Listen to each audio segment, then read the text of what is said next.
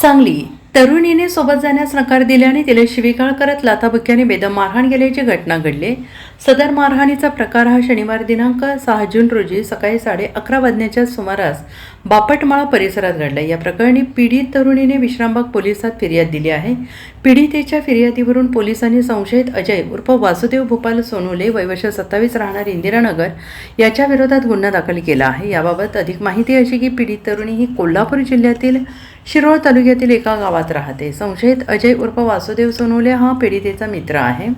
शनिवार दिनांक 6 जून रोजी शहरातील बापटमाळा परिसरात पीडित तरुणी ही सकाळी 11:30 वाजण्याच्या सुमारास थांबली होती। यावेळी संशयित अजय सोनोले हा त्या ठिकाणी आला। त्याने पीडितेला माझ्यासोबत चल असं म्हणताच पीडितेने त्याच्यासोबत जाण्यास नकार दिला। या रागातून संशयित सोनोले याने तरुणीला शिवीगाळ करून लाथाबुक्क्याने बेदम मारहाण करून डोळ्याजवळ दुखापत करत जखमी केलं।